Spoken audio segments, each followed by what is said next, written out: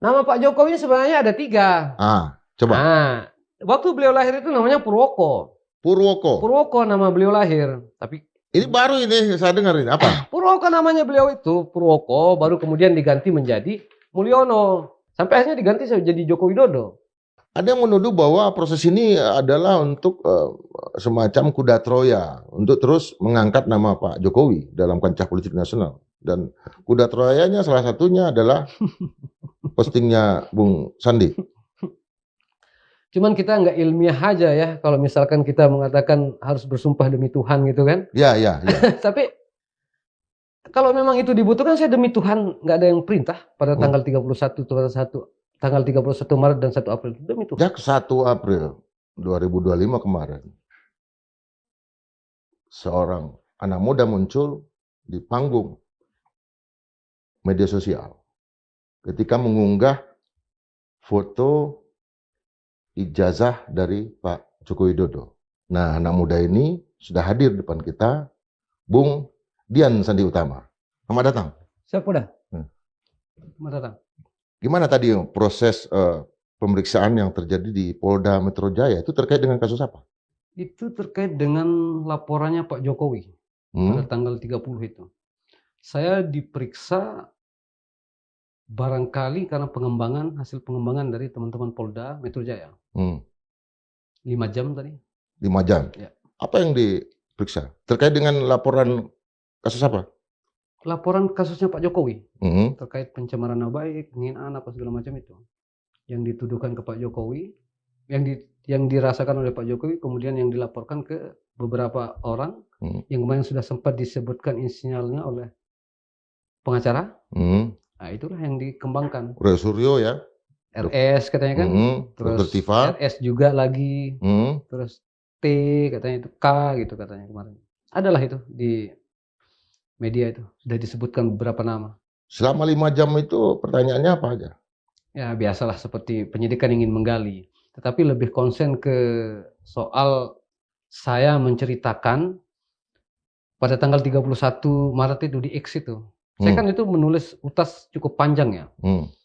Jadi saya ceritakan kronologinya, saya ceritakan bagaimana saya bertemu dengan salah seorang teman Pak Jokowi itu. Yang kemudian saya sampaikan secara detail lah sampai mereka zaman kuliah bareng. Ini ada orang masuk kuliah sama Pak Jokowi barengan, berkuliah pun barengan, lulus pun barengan gitu. Itu yang saya ceritakan di X itu, yang kemudian itu yang digali. Sampai akhirnya ada juga pertanyaan terkait dengan postingan saya yang 1 April itu. Nah, orang menduga bahwa 1 April ini postingan itu April Mop. Itu benar itu? Saya tidak ngertilah definisi dari April Mop itu, tapi memang itu satu peristiwa yang terjadi pada tanggal 1 April itu.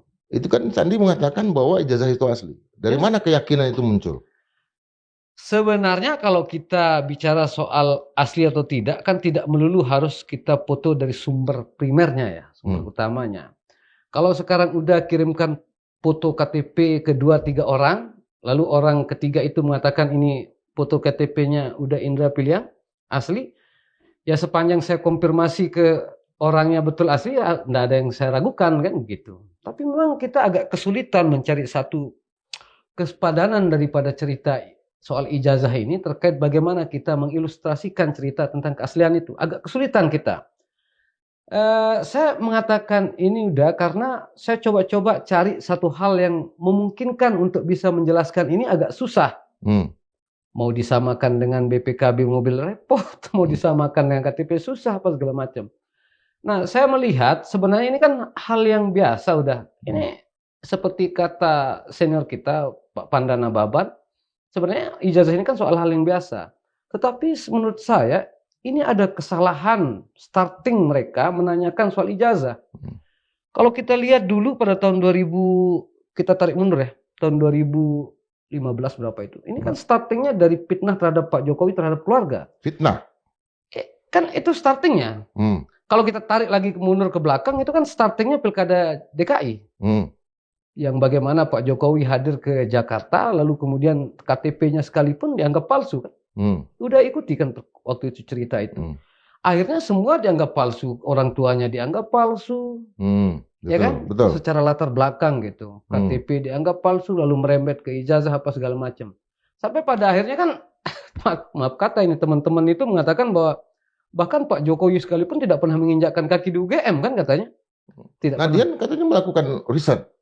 Ya inilah yang ingin saya sampaikan, yang saya ceritakan di Iya. podcast ini sebenarnya, bahwa ini kan bukan cerita yang datang dari langit kemarin sore habis hujan. Ini kan cerita lama sebenarnya, bertahun-tahun loh. Yang tidak pernah menemukan titik kejelasan seperti apa sebenarnya penyelesaian. Ya kan?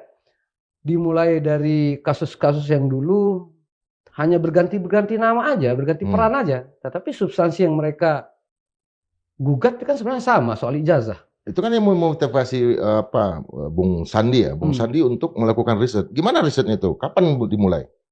Saya ini sebenarnya kalau dikatakan riset pun terlalu berlebihan ya, tetapi sebut sajalah riset sederhana, riset kecil-kecilan. Karena saya berangkat dari orang yang saya kenal dulu, yang saya sering ceritakan di beberapa waktu dan kesempatan lain, namanya Pak Andi Pramarya itu. Andi Pramarya? Ya, Andi Pramarya itu. Dialah yang memberikan saya petunjuk sebenarnya. Ya. Dulu saya kenal Andi Pramarya itu tahun 2018. Waktu di NTB, beliau kan kepala dinas di situ. Kepala dinas, ya. Kepala dinas di situ. Beliau orang yang masuk barengan dengan Pak Jokowi. Ya. Beliau orang yang berkuliah dengan Pak Jokowi. Bahkan beliau orang yang wisuda bersama Pak Jokowi. Jadi atas dasar itulah kemudian Pak Andi, kalau mau ini jelas, begini caranya, begini caranya. Melakukan pendekatan historis itu dan pendekatan sejarah itu. Nah, kalau kita sekarang mau perdebatkan antara keilmuan satu dengan keilmuan yang lain kan tidak fair. Karena sebenarnya keilmuan itu kan bisa berjalan beriringan. Maksud saya kalau sekarang pendekatannya pendekatan saintifik teknologi itu, kalau dipertentangkan dengan pendekatan sejarah kan tidak bisa begitu juga. Karena sebenarnya kalau multidisipliner approach-nya itu, pendekatan dari teknologi itu ada di situ. Kalau ini untuk mengetahui seperti apa kita membuka peristiwa-peristiwa masa lalu. Makanya saya bilang sebenarnya kita terlalu prematur kalau kita langsung berbicara soal ijazah. Ya kan bisa nggak saya menyimpulkan bahwa ijazahnya Pak Jokowi ini didapatkan dari petunjuk yang diberikan oleh Pak Andi tadi? Kalau sekedar kalimat petunjuk sih masih memungkinkan. Tetapi yang ingin saya sampaikan di awal itu adalah bahwa saya ini tidak pernah menargetkan ijazah sebenarnya. Saya dari awal itu tidak pernah menargetkan harus ada ijazah untuk membuktikan. Tetapi saya ingin agar ini jelas dari awal. Kalau soal SMA-nya Pak Jokowi itu kan tidak mungkin juga lah, beliau tidak sekolah SMA kan. Tadi tidak masuk dalam ranah. Tidak masuk saya. Risetnya. Tidak masuk saya dalam riset karena faktanya memang SMPP 6 itu yang berubah menjadi SMA 6 itu. SMP 40. SMP 40 itu yang berubah menjadi SMA 6 itu, Surakarta itu banyak orang yang masih hidup kok yang bisa menceritakan. Kan saya pergi ke Solo. Ketemu sama teman Jokowi, enggak usah lah saya masuk ke situ. Korbannya kan juga sudah ada sih, siapa yang sudah masuk itu. Iya, dua orang ya, Gus Nur sama situ. Kan itu gara-gara SMA sebenarnya. Oh, dia kasusnya kasus bukan ijazah. Ya, itu kan SMA itu yang digugat, yang kemudian saksi banyak sekali dari Pak Jokowi yang tidak mungkinlah itu saya pertanyakan. Nah, lalu saya fokus ke kuliahnya. Nah, ekspektasi saya sebenarnya tidak langsung ke ijazah. Karena kalau ke ijazah itu kan ijazah itu udah muncul banyak itu. Tetapi memang dalam bentuk yang berbeda. Apa itu? Seperti misalkan yang diposting oleh Republika tahun 2022. Terus yang diposting oleh Kumparan tahun 2022 juga. Jadi melacak ijazah itu cepat. Kan sebenarnya nggak harus saya buat itu jadi target. Karena kalau kita buka, tinggal klik di Google misal ijazah Jokowi itu nampak kok. Nampak udah berwarna begitu. Udah berwarna. Itu dari mana sumbernya? Dari aslinya? Media nasional. Dari media nasional? Media nasional yang Kumparan, terus CNN, ada. Ya tepatnya apa yang dikatakan oleh Republika Kumparan sehingga ceritanya waktu itu Pak Jokowi ini sedang mengadakan reuni. Reuni itu pun dalam rangka, kalau saya baca di berita itu, dalam rangka mereka untuk menepis isu bahwa Jokowi ini tidak pernah berkuliah di UGM itu. Maka hadirlah teman-temannya itu, ada kalau saya tidak salah hitung sekitar puluhan, membawa ijazahnya sendiri. Tapi Pak Jokowi kan waktu itu presiden, lagi ada kunjungan mana-mana lah. dihadirkanlah ijazah itu melalui proyektor. Nah, itu mewakili kehadiran Pak Jokowi. Nah, ijazah Pak Jokowi yang Bung Sandi itu tweet itu muncul dari apa yang sudah pernah dimunculkan oleh pernah dimunculkan oleh UGM. Lalu UGM dikutip oleh media-media nasional. Jadi yang di proyektor itu sumber dari UGM. Itu sumber dari UGM itu. Bukan dari Pak Jokowi.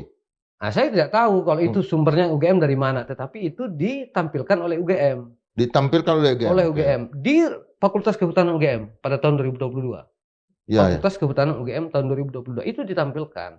Nah, kalau saya lanjut tadi, kenapa saya tidak berekspektasi ke soal ijazah? Karena kita juga tidak mungkin memfoto ijazah Pak Jokowi. Pak Jokowi kan presiden. Yang kemudian kalaupun sudah berakhir pada tahun 2024 itu, tapi kan kita mulai membahas itu kan dari tahun 2022-an itu sama Pak Andi. Ya kan, sama Pak Andi Pramaryati dulu. Karena ini kan kita lagi di NTB nih. Kita lagi ngobrol-ngobrol sama Pak Andi apa segala macam. Nah, akhirnya bulan puasa kemarin lah. Sebelum bulan puasa itu kan sempat muncul lagi isu itu. Tetapi lebih sekarang sudah menjurus ke arah-arah yang saintifik betul gitu. Tapi kan Pak Prof Yusuf mengatakan bahwa dan menurut pembuktian yang lain Pak Andi ini itu tamatnya tahun 89 bukan? Enggak lah, itu hoax itu. Itulah makanya saya mengatakan. Apa yang disebut hoax? Itulah kenapa saya mengatakan bahwa sebenarnya melawan kasus Pak Jokowi ini juga bukan ansih melawan orang-orang yang sedang menyerang Pak Jokowi juga, tapi lebih kepada kita sedang melawan hoax. Bayangkan udah ya lucunya kasus ini. Kemarin ini peristiwa kemarin, Pak Jokowi lewat pengacaranya menyampaikan ijazah itu ke Bareskrim untuk dilakukan uji kan, uji lapor. Kemudian oleh Polda Metro Jaya lakukan konpres, menyampaikan bahwa kami diberikan salinan fotokopi. Itu kan jadi ribut, seolah-olah mengatakan bahwa ini tidak ada ijazah. Yo, bagaimana ada ijazah yang melakukan kompres Polda yang diserahkan Bareskrim misal? Itu satu. Artinya yang diserahkan memang fotokopinya ya? Bukan yang diserahkan ijazah. Ke Polda ya jelas fotokopi karena yang diserahkan aslinya itu kan ke Bareskrim untuk dilakukan uji forensik. Ya kan? Logikanya kan begitu. Ya. Di waktu yang sama diserahkan ke Bareskrim Polri untuk dilakukan uji forensik. Di waktu yang sama juga Polda harus menindaklanjuti laporan itu dengan memegang bukti. Salah satu buktinya adalah fotokopi dari ijazah itu. Nyambung nggak jadinya kalau dia dikatakan itu tidak ada ijazah yang diserahkan? Ya wajar saja diserahkan fotokopi karena memang diserahkan ke sana yang aslinya. Artinya nanti ijazah itu akan muncul pas persidangan? Pasti akan muncul ke persidangan, tetapi kan sedang diserahkan sementara untuk diteliti oleh uji lapor. Artinya begini, artinya ijazah S1-nya diserahkan ke Bareskrim, ijazah SMA-nya diserahkan ke Surakarta kalau nggak salah. Bukan. Kalau kita lihat keterangan dari Pak Jokowi, waktu diwawancari oleh salah satu media, itu kan menyebut bahwa SD, SMP, SMA, dan ijazah kuliah diserahkan ke Bareskrim. Itu waktu itu. Nah itu hoax pertama itu. Kasihan juga Polri ini kan sudah seperti ini dihantam-hantam terus dengan isu-isu hoax. Sekarang muncul lagi soal ijazah tahun 1989 itu. Sistematis sekali kerja mereka udah. Mereka begitu langsung menampilkan itu, gitu seolah satu Indonesia sudah tersebar gitu loh. Maksud saya saking banyaknya pemainnya gitu. Padahal nyata-nyata Pak Andi Pramaria ini gini loh memperlihatkan ijazahnya. Misalkan di Kompas, di TV One apa itu. Itu kan kelihatan tahunnya. Bahkan saya sendiri pernah dikirimin foto secara langsung loh oleh Pak Andi Pramaria. Itu tahun berapa? Tahun 89. Tahun 85. Oh, tahun 85. 85 apa 89? 85. Andi Pramaria ini? Andi Pramaria. Pramaria ya, bukan Pramuria. Maaf. Tahun 85, 1985. Sama dengan Pak Jokowi 1985. Nah, lalu itu hoax ya. Tambah lagi dulu. Artinya Bung Sandi mengatakan bahwa yang dari ijazah tahun 85 yang asli yang dimiliki oleh Pak Andi Pramaria itu ada yang mengubah ke angkanya menjadi 89. Ada yang mengubah menjadi 89. Angka 5 ke 9. Angka 5 ke 9 bisa ya? Yeah. Bisa, tanggal dikasih garis 1 ya? Oke. Misal seperti Pak Refli Harun misalnya kan nyata ditulis itu ijazah Pak Adi Pramaria teman kuliah Pak Jokowi tahun 89 tulisannya di YouTube beliau itu kan aduh saya bilang kok bisa ya barang Oke. terang begini kok bisa dibuat jadi hoax gitu. Nah ada satu kasus juga yang menjerat saya oleh si profesor yang sempat ke UDA tadi itu gara-gara dia mengatakan ijazah Pak Jokowi hilang. Nah, statement itu kan muncul dari UGM yang mengatakan bahwa tidak ada ijazah asli Jokowi di UGM. Karena yang ada hanya salinan. Salinan, ya kan? Karena mungkin juga lah kampus memegang ijazah asli mahasiswanya. Mana ada kampus kan? Nah, itu yang kemudian dibuat jadi hoax juga bahwa Pak Jokowi ijazahnya hilang. Muncullah seolah-olah dicuri oleh saya segala macam gitu loh. Kan kita pernah di kampus semua nih. Kan coba beda antara ijazah asli dengan ijazah salinan. Kalau menurut saya tidak ada perbedaan dalam sisi materinya ya. Yang berbeda itu kan hanya ini fotokopi, ini asli gitu.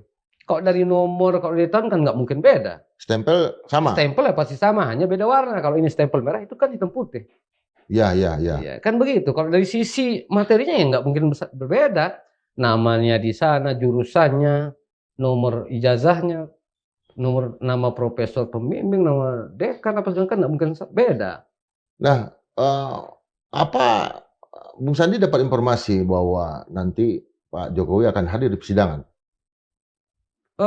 Saya sih tidak berani memastikan itu ya, tetapi kalau saya melihat beliau yang mau melaporkan sendiri juga kemarin ke Polda Metro Jaya itu, artinya apabila ada kebutuhan-kebutuhan pengadilan di ke depan menghadirkan beliau, saya rasa beliau akan hadir. Proses itu akan mengarah ke sana ya? Saya tidak berani mendahulukan itu. Enggak, artinya prosesnya akan masuk nih ke pengadilan. Kalau Apa, kita ini kan lihat, proses penyidikan sekarang. ini kan proses penyidikan, ini kan proses hukum berjalan. Kalau memang ini selesai nanti penyidikan, kan pasti diserahkan kejaksaan. Kalau kejaksaan ini ingin mengajukan ke pengadilan ya pasti disidangkan. Kira-kira penyidik mengarah ke sana nggak? Pertanyaannya. Kalau di saya ya, kalau di saya kan hanya klarifikasi. Klarifikasi itu pun karena nama saya disebut oleh beberapa terlapor. Jadinya terlapor ini, walaupun itu peristiwa yang dilaporkan Pak Jokowi itu adalah pada tanggal 26, yang lokusnya itu ada di Jakarta Selatan itu, tetapi kan mereka mengkait-kaitkan saya. 26 Maret ya? Iya, sementara saya posting kan tanggal 1 April. 1 April, oke. Artinya beda 1 minggu ya? Ya, hampir beda 1 minggu itu. Peristiwa yang dilaporkan dengan saya memposting. Apa peristiwa yang dilaporkan? Peristiwa yang dilaporkan kan podcast. Santana channel tuh. Yang dilaporkan itu. Disitulah ada, kalau saya lihat sepintas, memang saya tidak pernah langsung melihat secara utuh ya podcast itu. Karena itu kan hanya beredar di timeline. Saya lihat memang ada kehadiran Pak Roy Suryo, ada Ibu Dr. Cipa, kemudian ada 2 pembawa acara di situ. Di Santana itu. Nah, saya nggak tahu itu siapa yang dilaporkan setelah itu. Tetapi yang saya baca, baik itu yang di surat yang saya terima lewat kepolisian itu memang kasusnya yang itu. Di surat yang diterima dari Polda Metro Jaya. Polda, apa ya substansinya, kasusnya? Yes, ada beberapa pasal kan, seperti yang dilaporkan Pak Jokowi, yang kemudian kasusnya itu kalau kita tarik langsung ke poinnya itu adalah kasus tanggal 26 Maret itu. Itu yang pertama dari kronologi kasus yang dibuat oleh penyidik. Memang hanya itu. Tapi yang terkait dengan dia Bung Sandi kenapa sampai? Nah itu juga yang saya coba pertanyakan sebenarnya. Kan saya pertanyakan, ini kasus dilaporkan tanggal 26 oleh Pak Jokowi, sementara saya ngetiknya 26 Maret ya. Sementara saya postingnya tanggal 1 April. Ya. Jadi ya kan itu kan saya tanyakan. Ya. Apa yang membuat saya dipanggil oleh Polda Metro Jaya? Nah, akhirnya saya berkesimpulan, oh ini ada pengembangan. Ini ada pengembangan dari pihak Kapolda Metro Jaya, pihak Polda Metro Jaya, mungkin karena nama saya juga disebut oleh pihak-pihak terlapor. Ya, saya sebatas itu aja untuk. Artinya pihak penyidik yang memang memiliki kewenangan ya untuk melakukan ini, yang memberikan simpulan tersendiri bahwa posting dari Bung Sandi itu ada hal yang penting. Ya, ada hal yang digali mungkin. Yang digali dari para terlapor. Terlapor betul. Dalam perdebatan selama ini dengan terlapor gimana? Saya kan sebelum tanggal 1 April itu tidak pernah berinteraksi, baik itu di sosial media X maupun yang lainnya. Nah, sebelum tanggal 1 April. Setelah tanggal 1 April itu memang saya ada ya biasalah saling mention, kita kan saling tweet gitu. Nah, saya baru bertemu itu pun sudah lama, itu pun hanya baru dengan 2 orang. Pak Rismon dengan Pak Risuryo di salah satu podcast. Ya. Selain itu saya nggak pernah ketemu. Apa yang mereka sampaikan? Ya kalau di podcast itu biasalah kita mendiskusikan tentang ijazah itu. Saya pihak yang mengatakan asli, mereka yang mengatakan palsu. Biasalah perdebatan itu. Ya, tapi nggak sampai menyangkut kasus yang dibicarakan ke mereka. Belum. Nah, kalau saya rasa di kasus yang di Polda Metro Jaya itu tidak ada hubungannya dengan itu. Tetapi saya sekali lagi apabila keterangan saya ini dibutuhkan memang, dan kemudian kalaupun nanti di belakang hari saya dipanggil, saya juga akan hadir.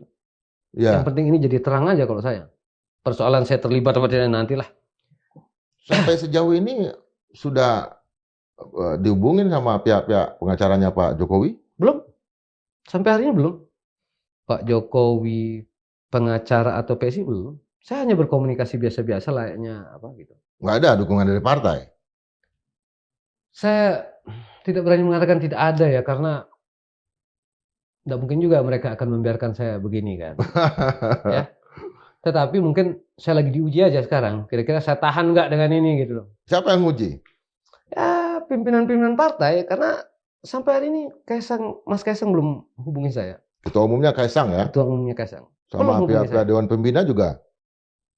Ada yang menuduh bahwa proses ini adalah untuk semacam kuda Troya untuk terus mengangkat nama Pak Jokowi dalam kancah politik nasional. Dan kuda Troyanya salah satunya adalah postingnya Bung Sandi.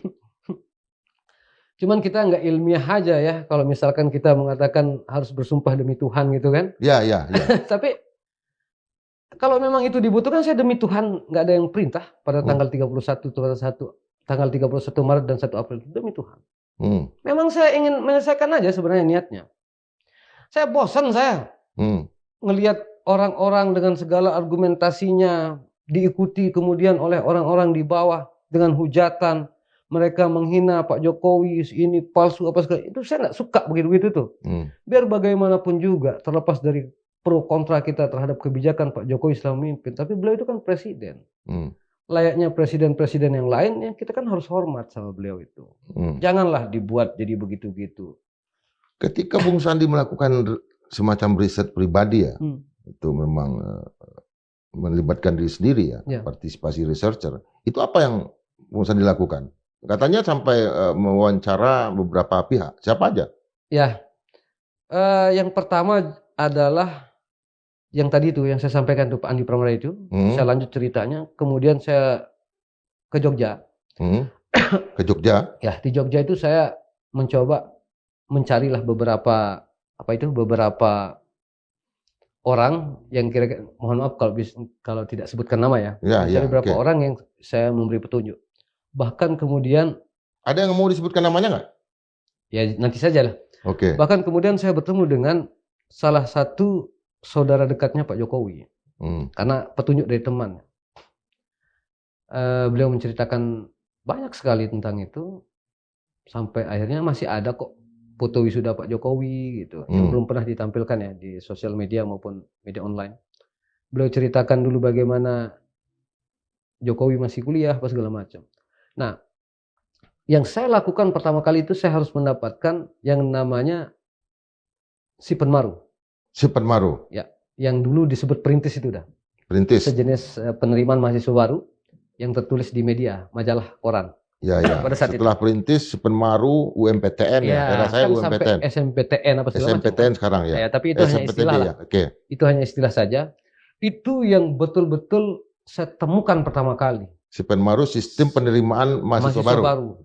Itu yang saya temukan pertama kali, dan itu bisa diuji itu majalah itu, dan saya tidak temukan itu di temannya Pak Jokowi, tapi di teman orang yang juga ada di majalah itu. Itu majalah atau apa? Berbentuk majalah seperti koran.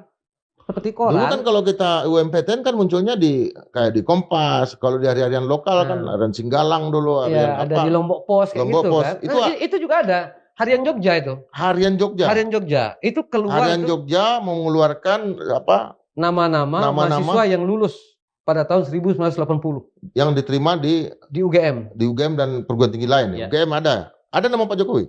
Ada nama Pak Jokowi. Jurusannya apa? Waktu itu tidak ditulis jurusan, tapi pakai kode-kode. Oh, Pakai oke. kode-kode ya.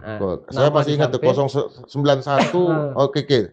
Saya ingat. Kalau saya dulu 0071 gitu. Ya. Itu ada nomor, ada nama, terus ada nomor penerimaan itu kan, nomor tes yang lolos itu. Itu yang saya kemudian, kalau sudah Pak Jokowi masuk di UGM ini, berarti tidak boleh ada lagi orang yang mengatakan bahwa Jokowi itu tidak pernah menginjakkan kaki di UGM. Oke. Itu yang saya pegang pertama kali. Ada nama dia. Ada nama dia. Ada nomor penerimaan itu. Nomor penerimaan dan ada nomor lulusnya ya. Ya. Jurusan yang dia tuju. Yang dituju. Baru kemudian, walaupun memang saya tidak bisa membawa itu kan itu milik orang, ya. Tetapi saya sudah jamin itu tidak akan kemana-mana. Sampai didokumentasikan nggak? Sempatlah kita dokumentasikan. Ada dalam dokumentasi pribadinya Bung Sadi ya? Adalah. Oke. Tapi kita bilang ke mereka, ke bapaknya kawan saya, tolong Pak dijaga, nanti suatu saat saya membutuhkan. Baru kemudian kita harus masuk ke proses beliau berkuliah kan? Ya. Iya kan? Enggak, yang tadi itu dulu udah disimpan di berangkas, biasanya di bank itu. Dokumen-dokumen penting. Kalau dokumen itu dianggap penting, sebenarnya nggak terlalu penting. Kenapa saya katakan begitu? Karena yang diterima saya kan ribuan, Pak. Oke. Otomatis dari ribuan itu kita bisa cari di mana saja kan. Bahkan sekarang di sosial media pun banyak yang menampilkan itu, punya bapak mereka lah apa segala macam. Oke. Barulah saya masuk ke proses beliau berkuliah itu. Oke. Saya betul-betul mencari semuanya itu udah dokumentasi. Bahkan itu kita gila juga, kita ngeriset kecil-kecilan itu, kita sampai ke Jawa Timur gitu untuk nyari satu nama orang gitu kan, misal. Kenapa sampai ke Jawa Timur? Karena ada temannya kuliah di situ, satu orang. Kita telepon lah, izin Pak, saya bilang gitu, saya begini, kan saya telepon gitu. Oh ya, mampir aja, bilang gitu. Tapi di sana saya tidak terlalu mendapatkan banyak materi ya dari nggak ada foto, nggak ada apa? Ada foto, tapi itu sudah diposting sebelumnya kata beliau kan. Itu sudah saya posting di Facebook kata beliau waktu itu. Saya ambil lah di Facebook beliau. Kemudian beliau juga kasih saya petunjuk ini. Barulah kemudian persoalan KKN. Oke, enggak. Selain yang satu orang yang di Jawa Timur ini, ada lagi yang lain? Ada lagi yang lain. Di mana? Tapi itu di Solo. Di Solo, oke. Ya, di Solo. Ke Solo juga? Saya ke Solo. Oke. Saya ke Solo. Kalau nggak sampai ke Solo, saya pertanyakan kredibilitasnya. Di Solo apa? Ya.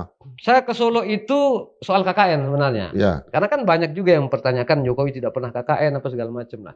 Di Solo itulah kemudian saya baru tahu ada foto-foto KKN beliau itu. Di desa mana? Di salah satu desa di Boyolali. Salah satu desa di Boyolali ya? Ya. Cuma kan sekarang udah mekar banyak kan desa ini udah banyak pemekaran gitu loh. Kalau dulu kan ada satu gitu. Ya. Kalau sekarang kan udah banyak jadi desa-desanya. Jadi sekarang kalau kita ke desa tempat titik itu udah nama desanya udah berbeda gitu loh. Ya. Ya Benar. begitulah. Itu benar. Nah tapi cukup sampai di Boyolali lah. Nanti beliau juga akan sampaikan itu. Beliau sudah sudah berikan clue, akan dibuka semuanya. Apa yang dibuat oleh Pak Jokowi ketika di desa itu? Dapat ceritanya? Saya biasanya saya kan banyak riset dulu ke Lampung Utara, ke kaki Gunung Merapi, ke beberapa titik segala macam. Itu legacy kita ada biasanya tuh, mau bikin lapangan bola kayak lapangan olahraga atau kamar mandi atau apa tempat mandi. Biasalah yang sifatnya monumentalis ya. Ya, apa ada? Kalau dulu yang saya diceritakan sama teman itu, Pak Jokowi waktu datang ke Boyolali, karena memang kan ini penelitian soal kayu. Beliau ini agak fokus soal kayu, jadi lebih banyak di hutan-hutannya di Boyolali itu, kata beliau kan. Kadang jarang juga beliau itu di yang tempat KKN itu ada di situ. Karena kalau dari sisi karakter mungkin beliau itu lebih suka ke hutan-hutan. Ke hutan-hutan. Jadi dia melihat kayu-kayu yang ada di Boyolali. Di Boyolali. Karena pada zaman itu kan tidak seperti Boyolali yang sekarang. Iya, betul. Beliau menyampaikan itu sering main-main ke hutan katanya. Kadang naik gunung kata dia begitu. Saya nih, kampung saya kan pedalaman, Padang Priaman. Jemberang sungai. Sampai SMA saya tetap jemberang sungai. Baru jembatan gantung baru ketika saya udah jadi punya nama. Bisa dibikin itu tahun 2007. Listrik aja masuk tahun 2002. Nah, ketika KKN tahun 80-an masuk, mereka melakukan sesuatu di sana. Saya rasa yang sifatnya monumentalis tidak ada lah. Ada mungkin tapi tidak terlalu spesial. pada tahun itu. Artinya Pak Jokowi lebih untuk dirinya sendiri dong lihat hutan. Ya kan mereka datang sama teman-temannya. Iya, iya. Ya kan KKN kan bukan sendiri, bukan satu orang, tapi ada beberapa teman. Ada juga di dokumentasi yang sudah posting di gitu. Ada dokumentasinya. Ada dokumentasi. Ya, KKN. KKN. Nah, selesailah KKN itu saya meyakini, baru kemudian saya masuk ke skripsi. Tunggu. Sebelum KKN, sebelum skripsi. Yang juga sempat di posting adalah dia adalah mahasiswa Mapala, pencinta alam. Ya, kalau itu sempat kan proses, ke Gunung Kerinci. Kalau itu kan proses beliau dari kuliah itu kan kita tidak tahu semester berapa kan. Tapi itu sempat jadi bahan pertanyaan juga. Di mana? Yang foto naik Gunung Kerinci. Di pertanyaan di mana? Di Mapala. Oh, enggak. Bukan yang Dian selidiki maksudnya. Aktivitas Pak Jokowi yang lain ketika mahasiswa. Saya tidak menyelidiki itu, tapi saya diceritakan. Diceritakan juga naik gunung. Bukan hanya 1-2 gunung. Banyak. Ya. Mereka sampai ke Sumatera loh. Iya, itu maksud saya Gunung Kerinci, gunung tertinggi. Mereka sampai ke Sumatera, ke Jawa itu naik banyak. Suka naik gunung? Suka naik gunung. Mereka ke Sumatera, mereka. Kan ada cerita itu Pak Jokowi melarang untuk mengambil bunga Delwis. Nah itu ada cerita itu. Ya karena saya juga pernah ke gunung. Memang kita larang biasanya, tapi kalau ada anak Mapala yang baru kalau ngambil malam-malam karena di hutan kita juga itu benar. Iya. Itu kita anggap lulus. Betul. Oke, setelah KKN apa? Itu tambah-tambahan lah itu ya. Itu selingan lah kalau soal itu karena tidak menjadi substansi apakah beliau itu berada di dalam atau tidak kan. Ya. Karena kalau orang Mapala ya bisa saja orang luar juga Mapala kan. Iya. Namanya mahasiswa pendidikan dalam, nggak bisa orang luar. Saya meyakini beliau KKN itu setelah itu. Baru kemudian bagaimana caranya saya sekarang meyakini beliau itu nulis skripsi. Skripsi itu. Gimana? Itu cukup pelik juga saya. Karena pertama saya tidak bisa memegang skripsinya gitu kan. Yang beredar-beredar di luar ini kan juga tidak bisa kita percayai apakah itu kemudian bisa kita jadikan pegangan. Apakah skripsi itu ada atau tidak. Nah sementara yang di laman UGM sendiri itu kan hanya memposting 3-4 lembar, tidak utuh kan. Jadi bagaimana caranya kita minum dulu, nggak apa-apa, mempercayai itu gitu. Sementara kita tidak punya materi. Untungnya lah saya membuka satu blog atau satu laman website yang Joshua M. Sinambela itu. Joshua M. Sinambela. Siapa tuh? Itu salah satu pakar digital forensik yang sering juga memposting soal ijazah Pak Jokowi. Kalau tidak salah itu postingan itu 16 Maret dah. Kalau tidak salah postingan itu masih ada kok sampai sekarang. 16 Maret. Paling tidak dengan pernyataan Pak Joshua Sinambela pada tanggal 16 Maret itu beliau seorang profesional ya, digital ahli forensik, dan beliau juga memiliki materi yang jauh lebih komplit dari yang dimiliki Pak Rismon pada saat itu atau Pak Roy Suryo. Jadi saya meyakinilah, oh ini berarti benar ini penelitiannya. Jadi memang kalau soal ijazah itu, kalau soal skripsi itu saya tidak pernah meliti apapun, lebih banyak saya mengutip pendapat dari Pak Joshua M. Sinambela. Apa kesimpulan dari Pak Joshua ini? Kesimpulan dari Pak Joshua M. Sinambela itu bahwa tidak bisa kita melihat peristiwa masa lalu itu dengan kacamata masa kini gitu loh. Bahwa ada persoalan-persoalan yang membuat kita bertanya, memungkinkan tidak bahwa teknologi pada tahun 85 itu menghasilkan satu karya seperti ini gitu. Yang maksudnya yang sampul dan lembar pengesahan itu loh. Tetapi Pak Joshua Sinambela kalau diteliti lebih jauh, misalkan lembaran pengesahan itu ya, kalau cover kan memang tidak ada problem kan. Yang problem itu kan lembar pengesahan. Memang tidak seperti hasil printer itu. Kan kita harus bedakan antara komputerisasi dengan teknologi komputer dengan bukan ketik tapi cetakan. Cetakan. Iya kan, cetakan. Setelah diketik kan dicetak. Dicetak. Kan dari mesin ketik dulu. Bukan. Apa? Yang cetakan itu kan misal kertas seperti di print gitu, tetapi dia pakai cetakan, bukan pakai print kan. Ya, kan kalau ketik dulu, definisi ketiknya beda lagi. Iya, setelah diketik kan dicetak. Bukan. Enggak. Bukan. Bagaimana? Lembar pengesahannya Pak Jokowi itu kan seperti di print kan. Teknologinya. Seperti di print. Seperti di print. Itu sebenarnya bukan di print tapi dicetak kan. Dicetak dari mana dulu? Dicetak di sana di UGM. Salah satu tempat lah di UGM itu. Kalau Pak Joshua Sinambela sih menulisnya itu di Perdana nama tempatnya. itu juga disebut sama Pak Andi kalau saya tidak salah. Iya, Pak Andi juga menyebut karena memang menurut Pak Andi, Bukan hanya skripsi tapi ijazah ya?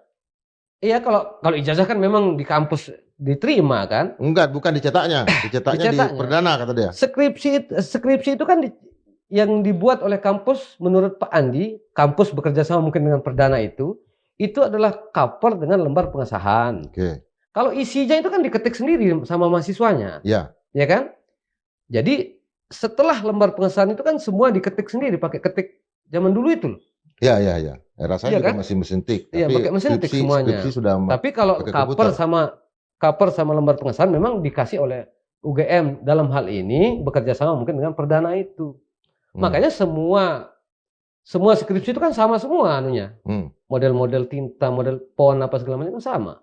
Ya. Hanya beda-beda judul aja mereka ini. Times New Roman ya. Times New Roman apa segala macam.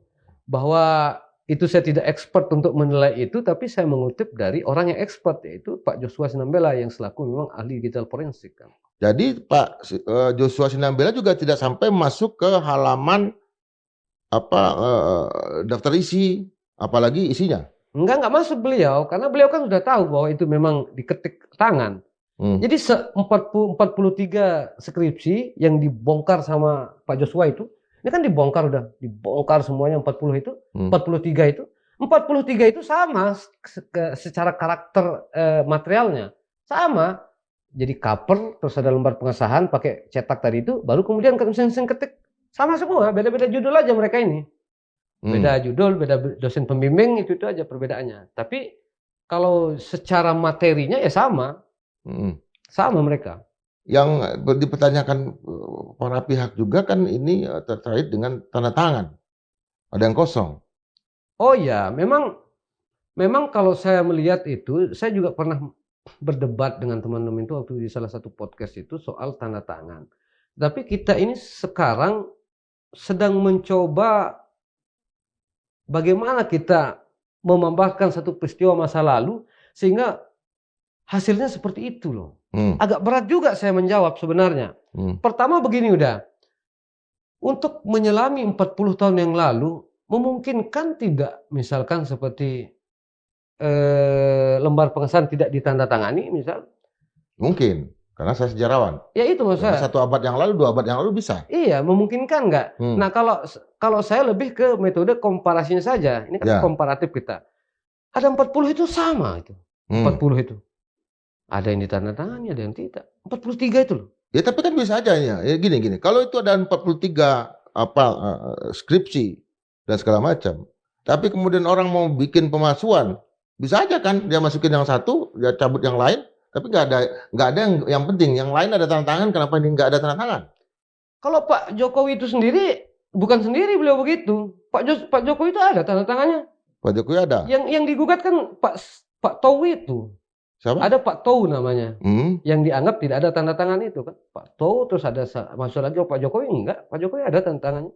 Oke. Ada tanda tangannya itu Pak Jokowi. Tetapi kan dosen pembimbing itu kan ada beberapa itu kan. Pembimbing 1, pembimbing 2 itu memang tidak ditandatangani.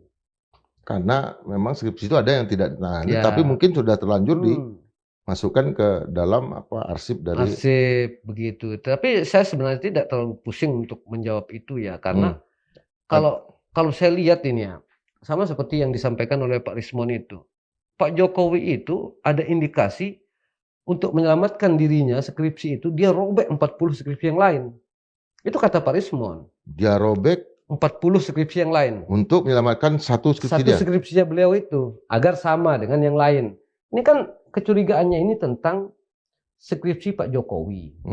Bahwa yang lembar pengesahan dan cover itu sudah menggunakan komputerisasi atau mesin cetak print.